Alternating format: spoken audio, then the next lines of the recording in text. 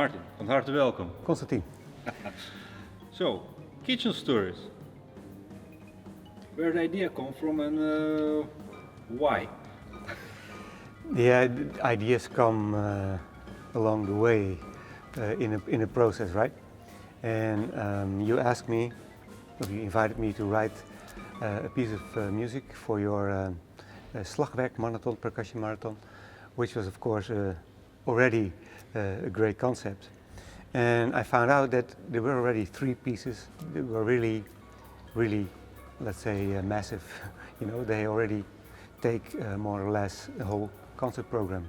So then I thought, after 1.5 hours of intense percussion music, who wants to have another piece? Because you asked me to write an encore, which is super nice. But then I thought, if you have a large meal, how much can you digest after this meal?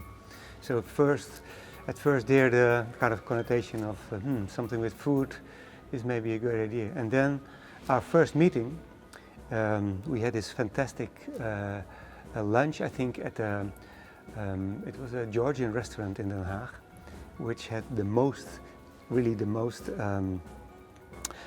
fantastic eggplant dish that I ever tasted. So then I was sure that when we meet, we have to do something with food, we have to eat, and it's such a nice metaphor also to meet each other. You know, if you know each other's taste from your background, my background, or you eat something and you experience the same food, so we had the same dish, so we experience the same, and then we can discuss the food, which means that we get to know each other through the food. And another thing is, you know, you're from Ukraine, I'm from Holland, we have different backgrounds, of course, because we studied both classical music and other things, contemporary music.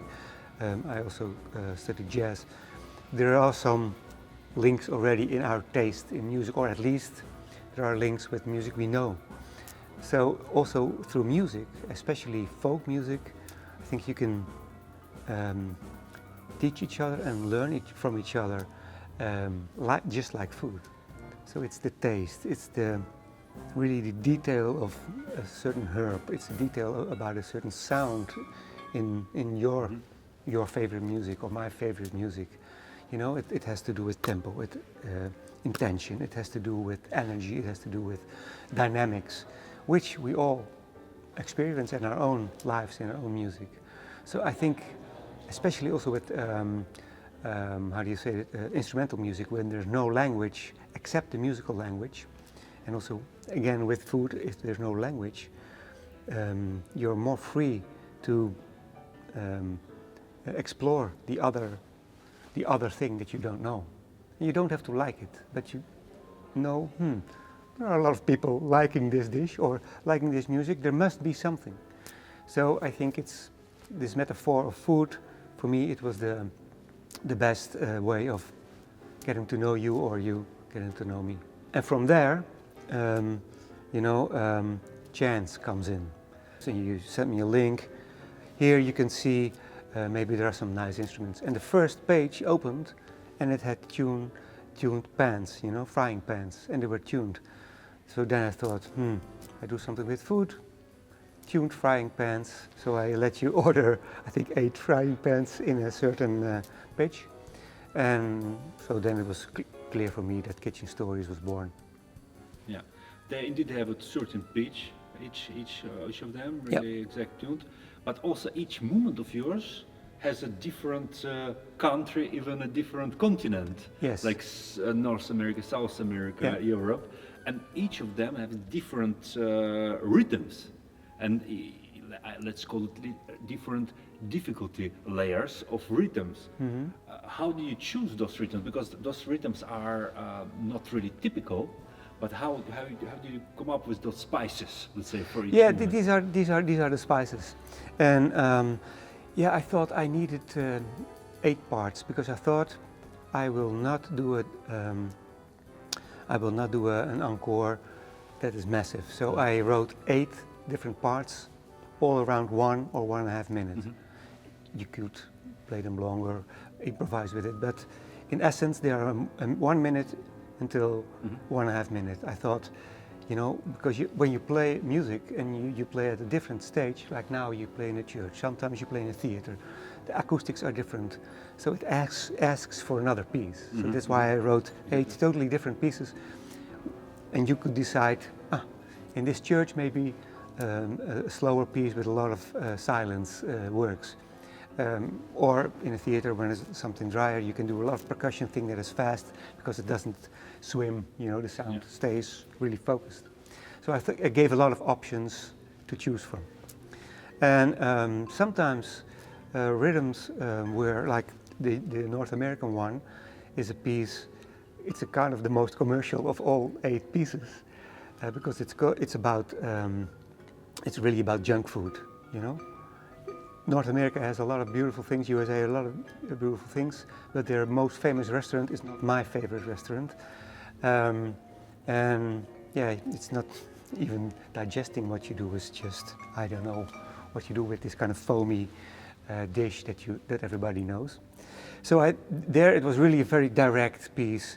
It has layers, but it's fast food. It's a fast piece. You eat it and you forget it.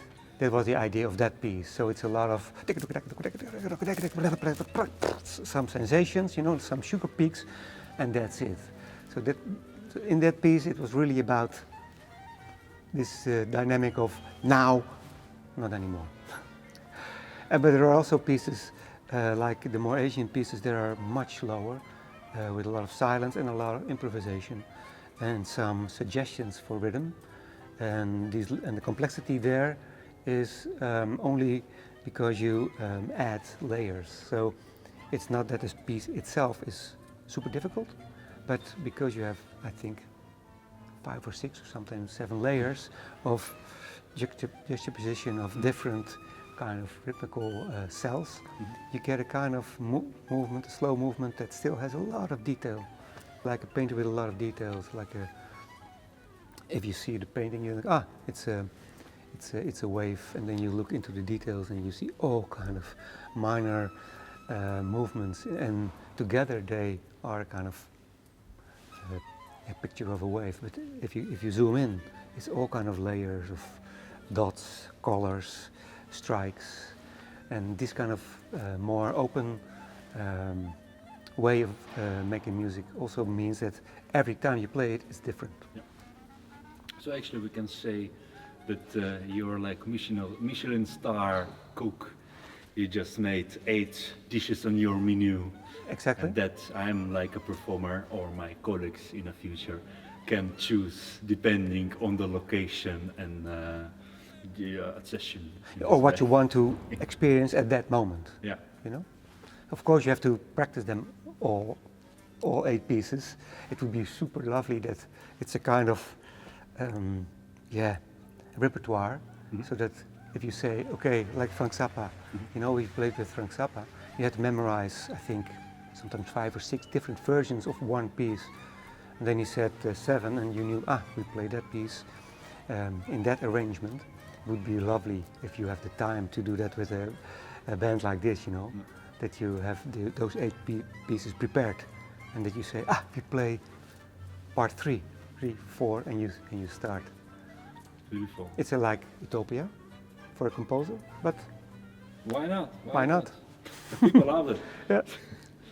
And apart from Frank bands, you also choose for quite a standard instruments, classical standards, percussion instruments, like marimba and vibe. Yep. Why did you went wilder?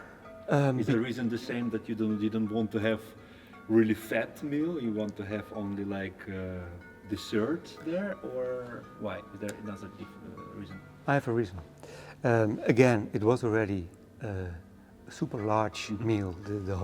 Your whole program it asks something from the listener, which is great, but it also has a tendency that after a certain amount of information, if the acoustics are empty and you start again, they're full immediately, you know? So acoustics have a memory. So if you use a lot of gongs, a lot of bells, a lot of conga, again, it's not fresh again. because the sound was already there a few times in the last 1.5 hours. So I thought then I choose for a new set of overtones, because the frying pan have different overtones than the marimba or the glockenspiel or the vibraphone. But they're all very specific and they have overtones. And because the tuned frying pans, you can play them in 1,000 different ways, you can really use the overtone structure in a totally different way. And sometimes you have the feeling it's kind of not in tune or quarter note tune or tuning, or it does something with the other overtones of a marimba as well. It's like the marimba starts moving, or the vibraphone, because you play these pans. So I think it's really also a kind of, how do you say this, meeting or kind of encounter of the different overtone structures, which relate to each other or not, but do something with each other. And I thought that's enough for an encore. So if you go wild and you come with a lot of other things, it would not add a lot of richness anymore, because it was already there. Okay, and the last question, because you are quite known as a performer, of course, and you're also doing extremely a lot as a composer, and for your band and for soul and for other pieces, and also you wrote quite a lot for percussionists. What is, in your opinion, importance in development of such a young group of instruments like percussion instruments? Is that important role that plays working together with composer and commissioning to composers and to create new repertoire and something new? Is it important role? What do you think? I think it's a super important role that you ask me to write something for you specifically, because this piece, for maybe other percussionists will play it, but it's really written for you, with your style of playing, with your dynamics, with your theatrical talent, your personality on stage, which is very specific and clear and strong. And I wanted to do something with that as well, of course. And I think that composition is not on paper. The music exists on paper because it's a really handy way of memorizing. If I had to tell you or play you the music and you have to memorize by heart, it takes a little bit more time, especially if you want to explain other percussionists to play. So I think notation is very, very a nice way of remembering a piece. But for me, music is an art form in time. It only exists when it's played. For me, it's not what I wrote, it's what you do. And I think this whole performing part of a composition is, of course, the most important thing. I suggest on paper, do this, do that, and then every time you play it, it's a different hall, it's a different audience, it's a different state of mind. It's also you as a performer or your band members. There is something always different, and I think that moment in time is super, super important. But to be asked to write a piece like this is for me also as a composer very important, because I can develop new skills, new ideas. I never wrote for 8 frying pans, It could be another setup, but this time it was these frying pans, and I think we will work together more in the future. Those pans will once in a while come back to our lives, maybe with new sounds, new compositions, but they exist now, and beautiful. I'm sure it opened my mind to another sonority of percussion. Thank you, Martin. You're welcome.